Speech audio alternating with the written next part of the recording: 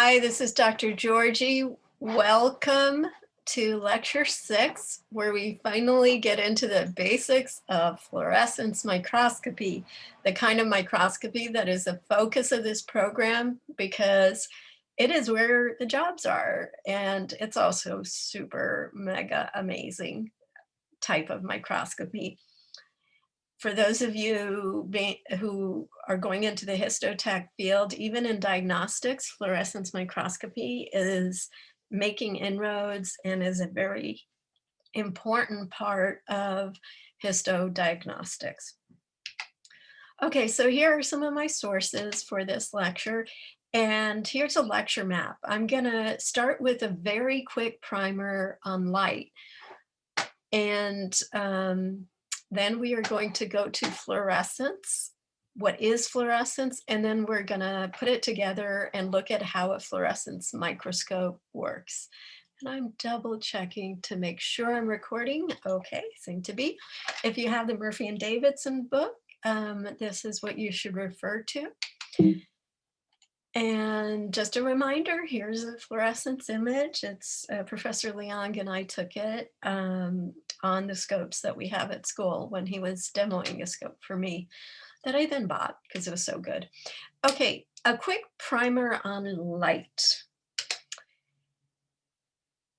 When we talk about light, we are talking about the light that is visible to us as humans. So there's a spectrum of light. Light is energy, and that energy has different colors, and they're the rainbow basically. So here's the colors. Here they are displayed in the order we usually think of them as a microscopist.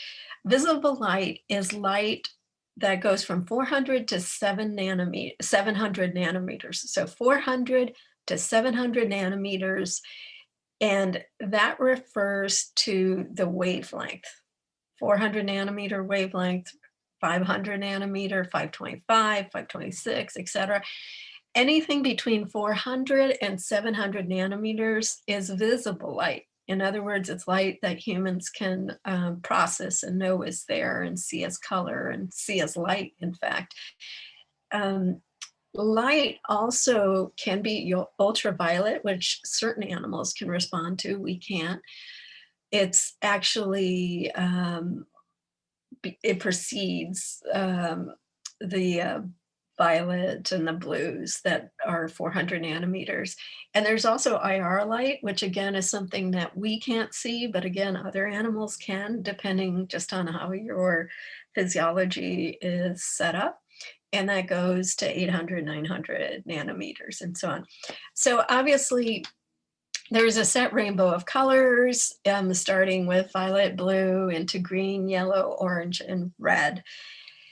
And this is just a very broad depiction of the colors. Once you're a microscopist, you tend to use the nanometers because it's much more precise. If you're saying green, you don't really know what that is, somewhere in the 500s, could be 500, could be 520, could be 550, could be 560, what is it?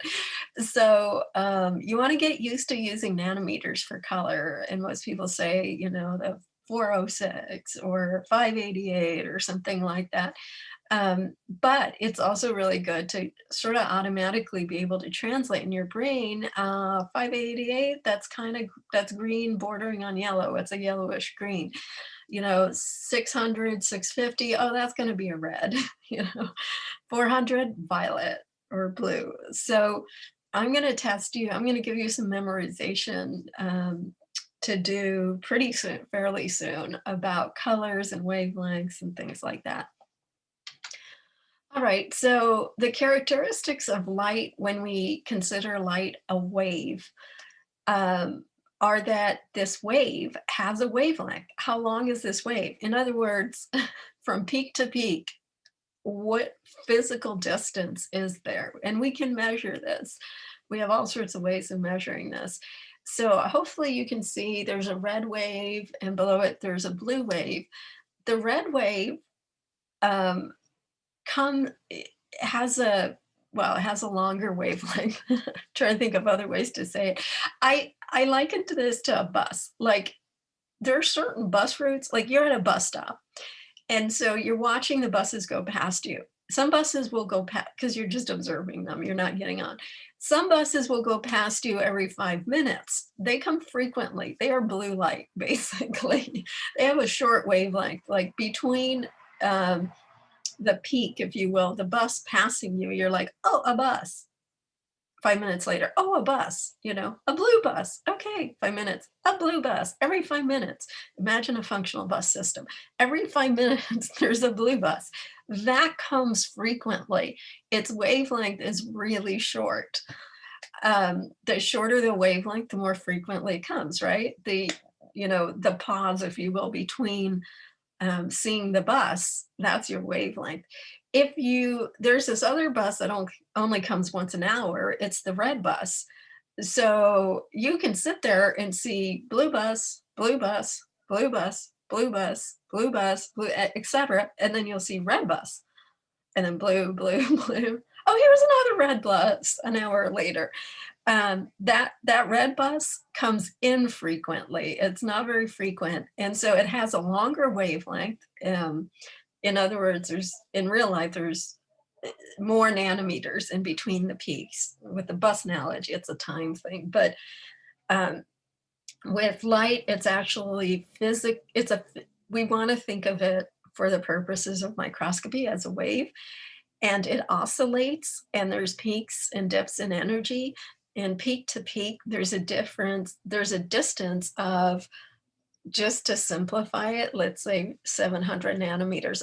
Honestly, there's all kinds of red light. So there's 640, 650, 651, 652, etc. But the wavelength is written as lambda. That's a Greek letter. We often just say lambda because it's shorter than saying wavelength. So you say that rather than saying red, you say 650 nanometers, or you talk about the lambda, the wavelength. High frequency lambda, that's going to be blue or purple light. Low frequency lambda, that's going to be red light. Think of it as the lazy light. The higher the frequency, the more energy actually we have. We'll come back to that in a second, but just to cover this slide. So lambda is the wavelength that's measured from peak to peak in nanometers. And here's the key thing. Our eyes perceive that as color. So we associate color with these different wavelengths, and it's a handy thing to do, and it's a real thing. It's not just our eyes, but of course, reality and the specimens we work with also react to it as color. Amplitude, which is how tall are these waves from peak to valley, that is seen as intensity or brightness. So you can have this same lambda, but a dim red, or you can have, a lambda of 650 and it's super dim. It oscillates just as infrequently. So it's 650 from peak to peak, 650 nanometers, but it might be dim. So color and brightness are two different things. And technically brightness, a better word for brightness is intensity, because brightness can be a lot of things. It depends on how the software defines it.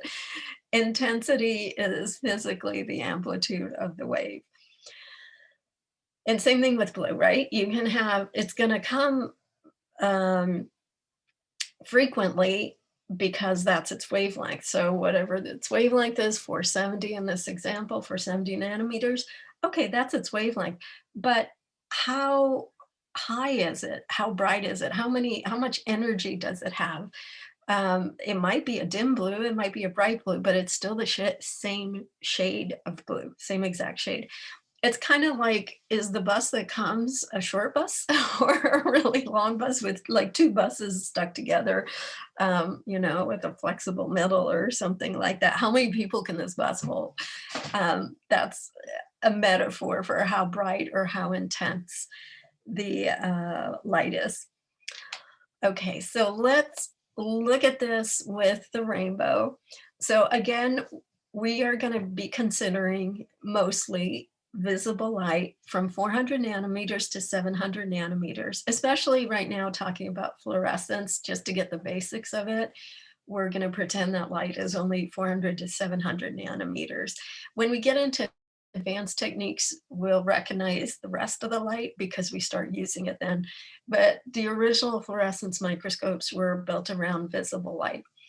And so the closer you are to the 400 nanometer side, to the purple or violet, however you want to call it, and blue colors, that light is high frequency. It's the bus that comes often, right? It has short wavelengths, so it keeps coming really frequently, short intervals, if you want. That means it's high energy light. Given the same amplitude, if you compare blue light to red light, the blue light is high energy, much higher energy than the red light. High energy, high frequency corresponds to a short wavelength. It's all the same thing. It's all the same info.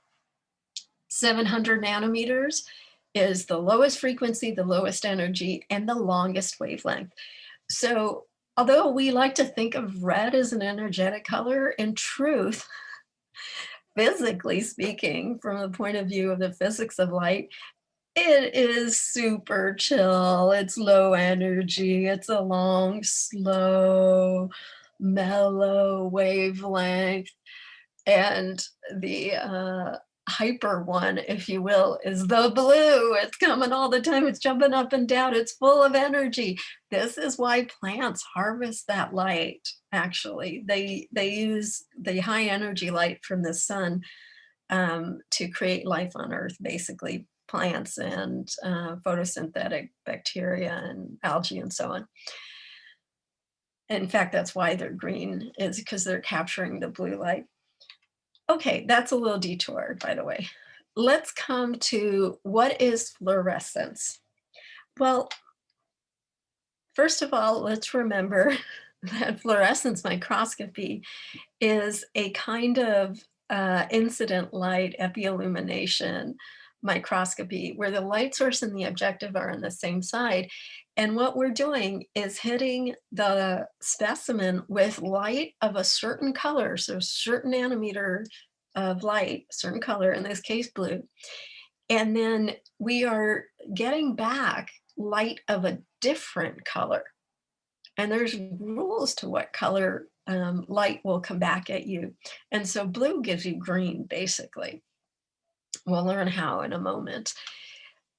In order for fluorescence to occur, there has to be a molecule in your specimen that is able to fluoresce. Not all molecules can fluoresce.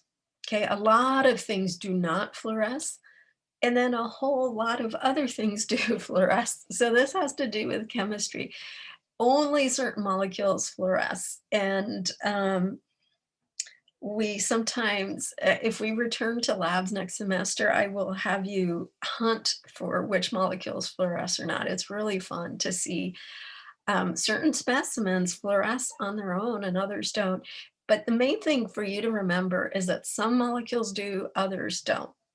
It's a chemical, physical property of a molecule. And I'm not going to say what kind, many different molecules fluoresce. So the molecules in your specimen, they may be biological molecules. So they might be RNA, DNA, by the way, don't fluoresce.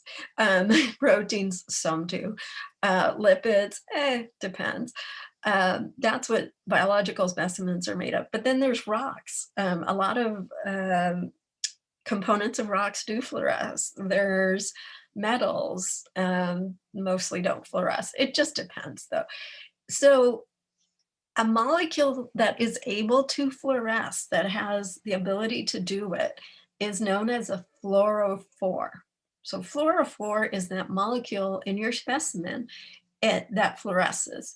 And it does this by absorbing light of a certain color, like in this case, blue. And then stuff happens with the chemistry, and then it emits brand new light. Okay, so it absorbed it, it gathered that light, it absorbed it, it did something with it. And then it is going to emit light of an entirely different color. In this case, just broad strokes, blue gets absorbed by the fluorophore, and then the fluorophore gives you green light. So we call the fact that light is getting absorbed by a fluorophore, we call it excitation. And when the fluorophore gives you, produces new light, shines new light at you of a different color, we call that emission. These are really important terms in fluorescence microscopy that, again, you want to get super comfortable with and used to. So excitation is you giving the fluorophore a bright colored light. You're shining it at the fluorophore. In this, because of the way the scopes are built, you're usually shining it through the objective. So there's no condenser, remember. It's all on the same side of the scope. So you've got a light source, and you are producing light of a particular color, let's say blue, just to be vague, and vague in general. And you're giving it this blue light, and the molecules in your specimen that are fluorophores will absorb it and emit green light. And that's the light you're going to look at. So when you look in the oculars, you see certain parts of your specimen lighting up with these beautiful neon greens. And you're like, right on. I can see just a certain part of my specimen. The power of fluorescence is really that only some things are fluorophores in your specimen. And so you're not seeing everything. With bright field microscopy, you're usually seeing all of the specimen. Here, you're just looking at a certain protein in your specimen or certain cells in the tissues. You're looking at the thing you want to look and not at the other things, the thing you want to see and measure and follow. Okay, so that's known as specificity. Like fluorescence is specific, and it's not going to light up your entire specimen, not usually. It wouldn't be useful if it did. It wouldn't be that useful anyway. Okay, so again, just the light path. If you've got your light source on one side, you're shining light and you're exciting the specimen, and then the specimen is going to emit light of a certain color. So it's excitation followed by emission. And we often abbreviate it X and M. So X color, the excitation color. What is the excitation color and what is the emission color? Because here's an important concept. I really should write this down, but you write it down in your notes. Each fluorophore responds to a certain excitation color and produces a certain emission color. You can't excite a particular fluorophore with all the colors. Rarely does that happen. In fact, maybe never. Because of the chemistry and the physics of the fluorophore, whatever it is, it prefers a certain color, a certain set of wavelengths. And it can only be excited by those. And then it will always emit certain other colors. So the excitation color and the emission color depends entirely on the fluorophore. And you've got to match your scope to the fluorophores you want to see. So the specimen can be stained with the fluorophores. And at that point, the specimen is usually fixed. It's not alive. In order to do the staining process that you're going to learn more about later on, we've got fluorophores that we can add to specimens, and they'll go to certain parts of the cell or tissue, like they'll only go to the tumor, for instance, in a tissue or something like that. And then the tumor will fluoresce and you can see it distinct from the rest of the tissue. Or maybe there's a parasite or something, bacteria, and we can get the bacteria to fluoresce. So we're like, aha, we can see them now. We can actually also cause the specimen to produce its own fluorophores and fluorescently label only certain parts of the cell. This is, so the first protein where we are able to do that is called GFP, green fluorescent protein. And when we're talking about genetically encoding your specimen so that it produces fluorescent proteins, we're usually talking about live microscopy.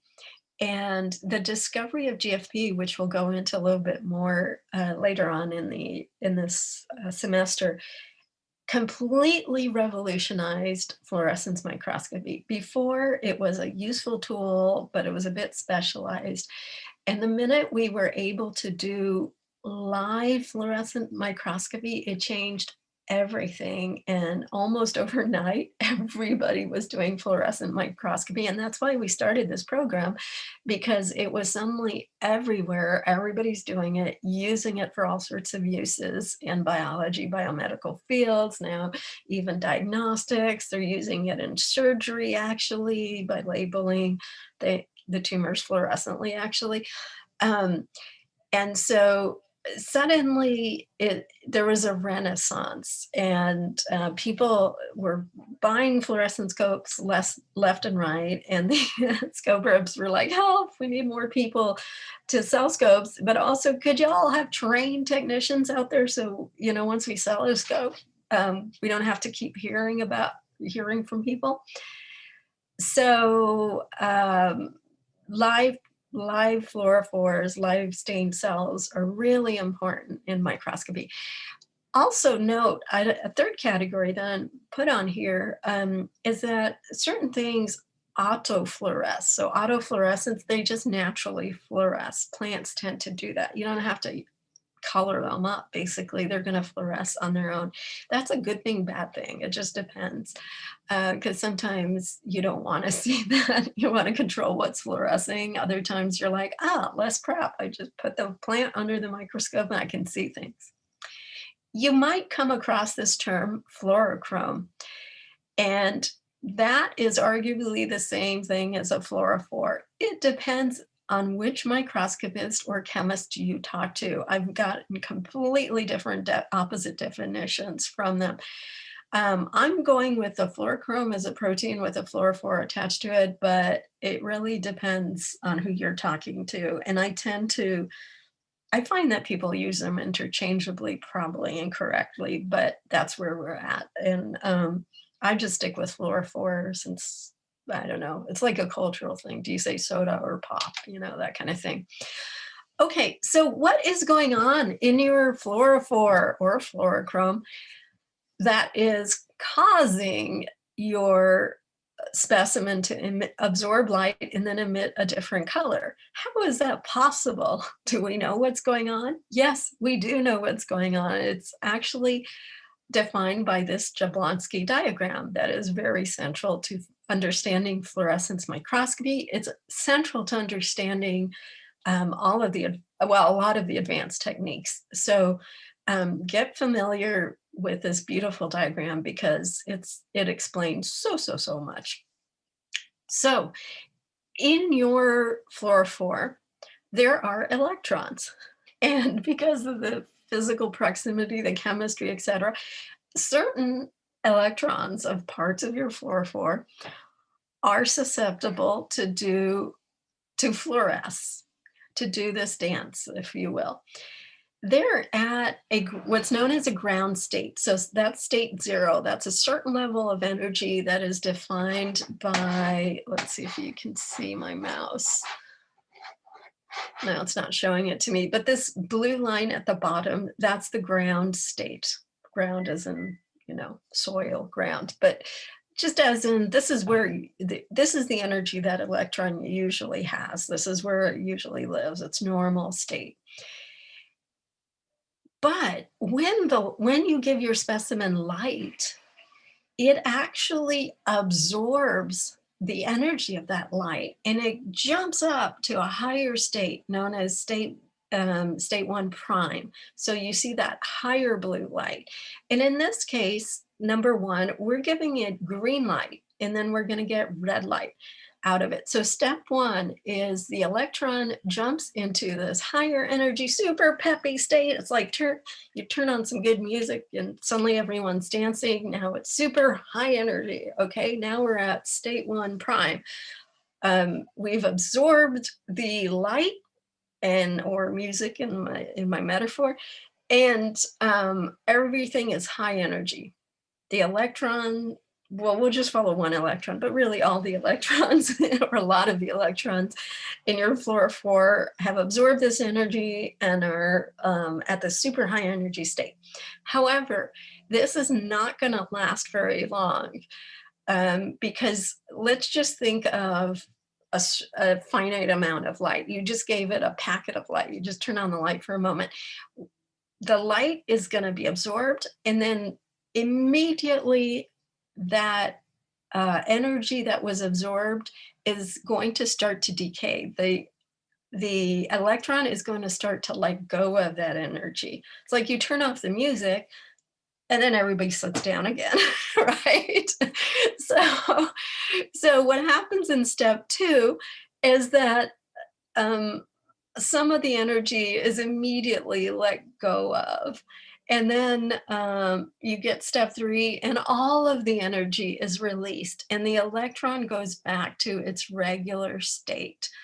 So the electron had 3 states in this example. It was as a regular, just sitting there hanging out, doing its thing. It got this jolt of energy from the wavelength that it can absorb. It has to be that particular wavelength that these electrons on these, on these molecules are able to absorb. And so in this case, it's like green light, that's my jam. I get super excited. Okay, I'm a little less excited. So I'm at state 1 prime, the most excited. Now I'm at state 1, I'm a little less excited. Actually, the music's off. You know what?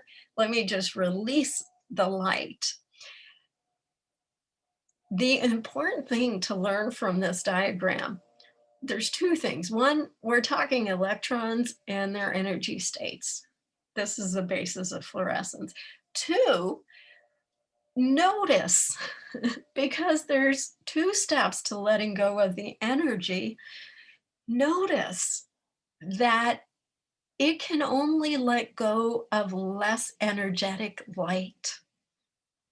So there's a really hard, fast rule of physics or chemistry, both actually, that the light that is absorbed will always be higher energy than the light that is emitted. So the excitation wavelength is always higher energy than the emission wavelength. In fact, I'm going to pop back to our little rainbow here. And this is another reason it's really important to know the order of the colors, etc. So blue light will always give you green light, maybe even red light, but usually gives you whatever is adjacent. Green light will give you red light. You cannot excite with green light and get blue light. It's physically not going to happen. It's not possible. If you excite with red light, you're going to get redder light. Okay. If you excite with violet, you could get anything. Usually you get something close to that. So violet light usually gives you blue light. So the excitation is always to the left of the emission color. So it's kind of easy to know and to think about. It's like, oh, if I give it blue light, I'm going to get green light. I'm going to get some flavor of green light usually. So coming back to the Jablonski diagram, that's what Jablonski is telling us. And the reason for this is because that number step 2, it is letting off a little bit of the energy that it absorbed as heat. So it's kind of sweating out the energy, if you will. It's kind of like with my music metaphor, you get a really peppy jam, you dance, you sweat, and then you sit down and you start singing, but something slower, okay? So only this is light and molecules. So high energy light bumps the electron up. The electron first releases some of the energy as not light, as actually heat is how it releases it. And then it releases the rest of it as light. Now, this is what a fluorophore does, right? Not all molecules react this way to light. Some molecules just release it all as heat, or they get cooked, or they don't absorb the light, or it just depends. There's many possibilities for what happens when light hits part of your specimen. But if that part of your specimen is a fluorophore, then this is what's going to happen. As defined by Jablonski, you're going to get fluorescence. You're going to get the light absorbed.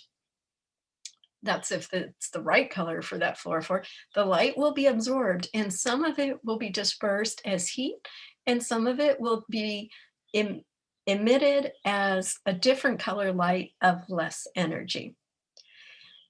This is because there's something known as the second rule of thermodynamics, by the way. I'm not going to require you to know that, but I think it's really fun to remember or know this. The second law of thermodynamics basically says things go to more disorder. One of the ways of loosely interpreting it is. And so this follows, it follows strictly the second law of thermodynamics in that heat is more disordered than light. So when you get light absorbed, you're going to let some of it go. You're increasing chaos in the universe. And overall, more chaos is where we're headed in the universe. So takes energy to keep structure and order around. And in this case, we're not doing that. We're just doing the easy thing of, look, this really structured light just just ended up as less energetic, less structure, basically less structure, because some of it's heat. And so that's how physics, chemistry, and microscopy all come together on this lovely Jablonski diagram that explains how fluorophores work. There's a nice demo if you want to look this up. I think it's still up. This is just showing you the exact same information, but drawn a different way. Okay, so you want to get used to just seeing it, but there's that concept of, and on the x-axis, it's time, by the way, which is where, for those of you who went to the AIM conference, that's what FLIM is looking at that time between the different states. But okay, so fluorescence, there's molecules in the fluorophore, and we're looking at their electrons, and the excitation light is absorbed, bumps the electron up to super high energy. It decays a little bit to slightly less high, but still quite high energy. And then it emits color of a different light.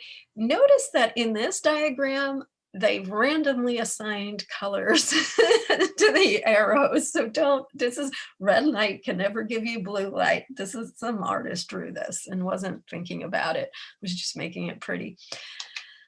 In my diagram, or this diagram that I chose, the colors are accurate. So green light does decay and give you red light when it is emitted. All right, so here's the fluorophores.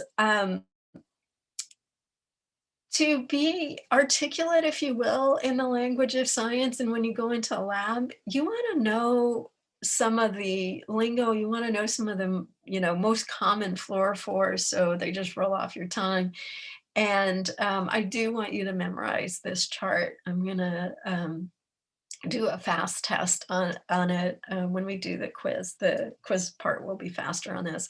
So go ahead and get a head start on memorizing this, just because it's like learning vocabulary in a new language is the idea. So Phtisi or fluorescein is a very common fluorophore, and its excitation is blue, its emission is green. We're going to actually get into the numbers later on, but start with the general colors. And also this chart is good because you can see that the general gist of it is blue goes green, green goes red, and violet goes blue in the beginning. It's at the beginning, but it's at the end of the chart. So Alexa 488 is a better, stabler fluorophore. Phtisi started everything, and still optometrists, they actually put it in our eyes. It's used in diagnostics and so on. It's pretty harmless. Company known as Molecular Probes that you've seen referenced here that has now been bought out by Invitrogen, which was bought out by Life Sciences. But Molecular Probes is the source of all the good stuff in fluorescence, basically. They made a more stable fluorophore called Alexa 488 that was named after Fred Hoagland's child, Alexa. He had two kids. The second kid didn't get anything. I think it's kind of funny. But he named a whole series of fluorophores after his first daughter. And then we come to eGFP, which is an enhanced GFP, which is the one we use. So that's green fluorescent protein. FTSE and alexafluoride-8 are both used on fixed cells. GFP is an actual protein that we can get to fluoresce, and we'll get to the story of that later. FTSE and alexafluoride-8 are just small little molecules that we add to the cells. Tritzy, again, a small little molecule, a classic, green to red. Things are often named by the emission, by the color that we see them as in the oculars and, you know, in the computer. Texas red, obviously a red. Propydium iodide, PI, is green, and it actually binds, well, anyway, it binds to certain parts of the cell, so it's another red. And DAPI binds to nucleic acids, and so it's used a lot, and it gets excited by violet light, and it emits blue. All right, so all of that was about the fluorophores themselves. Let us take a moment to, well, a few moments to see how the microscope works. So you've got some fluorophores in your specimen. How are we going to set up the microscope so that it works well? Here we go. So first of all, I should note that we are talking about wide field fluorescence. So we're starting with a very bright light source that is white light, and it illuminates the entire specimen. And this light source we'll talk about later, but it's pretty fancy. It's not your standard bulb, and there's safety concerns with it, and there's all sorts of issues with handling it. Now LEDs are finally bright enough that newer scopes actually use LEDs, but there's still a lot of scopes out there with the old mercury lamps and things like that. So part of your training as a fluorescence microscopist is learning how to use these particular light sources. There is confocal microscopy, which uses a laser, and it eliminates only one spot at a time. But for now, to understand the basics of fluorescence, we're going to talk about wide fields, unless otherwise noted. And so for wide field fluorescence microscopy, if you're using the standard old lamps, they're all white light, and you need a filter in front of that light that will let only certain wavelengths of light pass through. And this is kind of great as a system because you have one light source, and then you just put filters in front of it to get different colors of light. When you use an LED, you often have to have a different LED for each color. So LEDs are better because they're longer lasting, less toxic, generally speaking, less dangerous, no chance they blow up, etc. The the mercury and the other, these bulbs that are, it's called an arc lamp, they're a little more difficult to handle. You have to turn them on and leave them on, and they potentially could explode, although rarely does it happen. It's a possibility. Okay, so there's trade-offs, and LEDs are honestly taking over the market, but there's so many fluorescent scopes out there that have these old arc lamps that it's important to learn about them. So, but here's the bottom line of this. You're starting with a super bright white light. You got to put a filter in front of it so that you can shine the particular wavelength you want onto your specimen.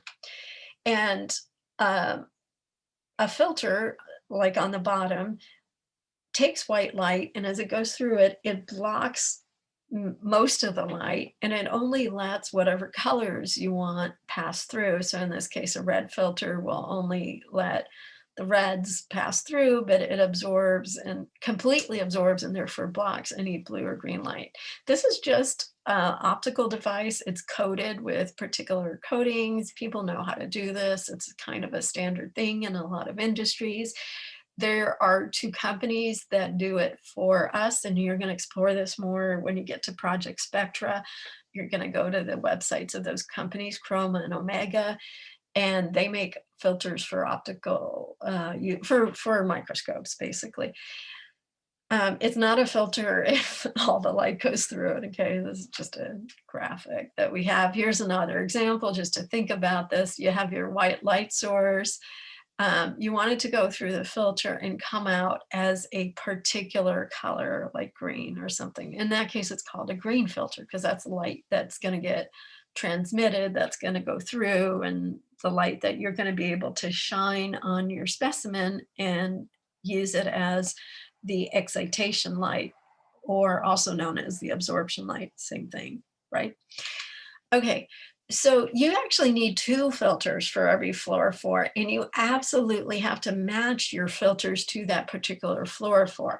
So the excitation filter is going to let only the excitation color through, and you're going to use it to create the light that you are going to shine onto your specimen. And the specimen's going to absorb that light, do its little Jablonski diagram dance. And then your specimen's going to shine a new color light, and you need a filter that only lets that color pass through. And that's known as the barrier or emission filter. So again, let's look at the light path on a fluorescence microscope. You're going to start out with your arc lamp, ARC lamp, and it's shining super bright white light. And then there's a filter that turns that white light into the excitation color, let's say blue, for instance. So that excitation filter is a blue excitation filter. It creates blue light out of that white light. And that blue light hits the specimen. The specimen absorbs it, sends off a little bit of heat. Yes, you might be heating up your sample. That does happen. Too much of this, you can cook your sample. Yes, it's a concern, or kill it, depends. So, by the way, microscopy is a trade-off between I want to see as much as I can, so let's hit it with as much excitation light as I can, and oh, I don't want to disturb my sample with this bright light, which will cause all sorts of things to happen. Okay, so anyway, the excitation color gets absorbed by your specimen, which then hopefully lives to tell the tale, is generally not bothered, and gives you a different color out. Creates this green light for you. And that's what you see as the emission color. You then put a barrier filter or an emission filter in the light path to make sure that you're only seeing that particular color that you want to see. And then beyond that is your eyeballs through the oculars or the digital camera that you're using to capture it. You might have already caught on to the fact that, wait, do I really need a barrier filter? I mean, isn't it just giving me green? Why do I need to make sure it's giving, I'm only seeing green? Well, that's semi-true, but because we are trying to be specific and know what we're doing and know what we're seeing, it really helps to have a barrier filter so that you can choose exactly which colors you want to see, because there's other sort of complexities where you might be also creating other reactions or also seeing other colors and so on. So this is a way of controlling what you're doing and knowing exactly what colors you're collecting from your specimen. It just makes it all nice and tidy and kind of works well. So we usually just mount these 2 things, these 2 filters into, like physically into an actual cube. They can be on wheels and things, but a lot of scopes actually have a cube. And then because you're exciting and collecting the emissions from the same side of the microscope, you need to have a mirror that breaks up that makes sure these light paths are physically different. And this mirror has many names. My favorite name is beam splitter because it sounds so cool. Like, what is the power of this mirror that can split beams? It sounds very Wars to me. But in truth, some people call it beam splitter, probably because they, like me, think it's a cool name. Or because whatever their background is, it's often formally called a dichromatic mirror, although technically, like people in physics are like, it's not a dichromatic, it's a dichroic. So, but my biologists and microscopists call it a dichromatic, even on the software, even when they sell it to you. All three names are correct, basically, from our point of view. Dichromatic mirror, dichroic mirror, beam splitter. It's the important mirror, basically. It's the mirror in your filter cube. And let's think about physically how this works. Let's see if oh, it's not going to animate it for me. Okay. In your microscope, this is the physical diagram, the same info I just gave you a few slides ago. But your white light goes through an excitation filter, and then it needs to go down to your specimen. So it's going to hit the beam splitter, dichromatic mirror, dichroic mirror, whatever you want to call it. It's going to hit the mirror, and the mirror is going to send it down to the specimen. That mirror is really special because it actually will completely reflect the excitation color. So you have to match the mirror to your two filters. They're a set of three elements, basically. And all of this is matched to your particular fluorophore. So the blue light bounces off the dichromatic mirror, goes down to your specimen, and your specimen does its thing, creates green light. That green light goes straight through the dichromatic mirror because it's the special correct mirror for your particular fluorophore and your two filters that you're using. And then it will go also through the barrier filter. Any other extra colors that are bouncing around or stray light, etc., will be blocked by the barrier filter, which only lets the green light, the light color that you have decided to see, it only lets that color through. Okay, so again, study this carefully. Make sure you understand this. Look on the websites I gave you to see animations and so on. It's pretty fun once you realize how this all works, but this is basically the design of a fluorescent scope, a wide field fluorescent scope. This is what a filter cube actually looks like. It really truly looks like this, and it's a little smaller than, well, it depends on how big your screen is, but it fits in your hand basically. And remind me, I will, when I do demos for lecture, I will show you some cubes so you can see them. But remember that all of this has to be happening on the same side of the scope. And so this filter is right above your objective. So the light is coming in from the light source, and white light gets turned into the correct light thanks to the excitation filter. The mirror, which is always at 45 degrees, sends it down to your specimen. Your specimen creates light. The light comes back up through the mirror. That color can go through the mirror. It's transmitted.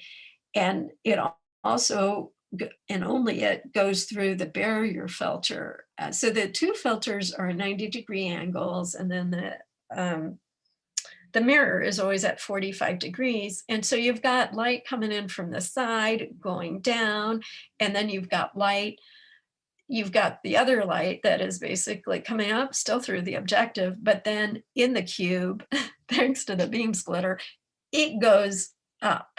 Okay, so then you can collect the emission light separately from the excitation light. You notice that the excitation light is kept away from the emission light once it gets into the cube. And so you've got the excitation light coming in one way and being waved down, if you will, to the specimen. And in this cube, the cube is sending the emission light up to the oculars and or to the digital camera. So the cube's pretty amazing. It's such a great little design. And like I said, you need a specific cube or filter set for each fluorophore you want to see on a microscope. You can buy individual filters and individual parts, but often the companies will sell you literally the cube because it's already installed. On the old days, we used to be so cheap, we'd like unscrew filters and screw them into new cube housings. I don't think anyone does that anymore. You just move a different cube into place on your scope when you want to see a different fluorophore. That's what gives you the channels that we were talking about with the digital imaging, is it's basically a different cube that you're using for each channel, even though you're looking at the same specimen. So you want to see the stuff that's excited with blue and gives you green. You want to see those fluorophores, you put in the correct cube for that. And then you physically move that cube out, or your scope does it electronically. You push a button, depends what kind of scope you've got. If it's motorized, it'll do it for you. You just sit at the computer and tell it to put a new cube in. But the point is, you want to see the red fluorophore then that you excite with green light, then that's a different cube, and hence a different image, and hence a different channel, and hence something you're going to do an overlay later on in Fiji, unless your software does it automatically for you on the scope. Okay, so this is what we learned today. Wavelength is color, lambda, basically.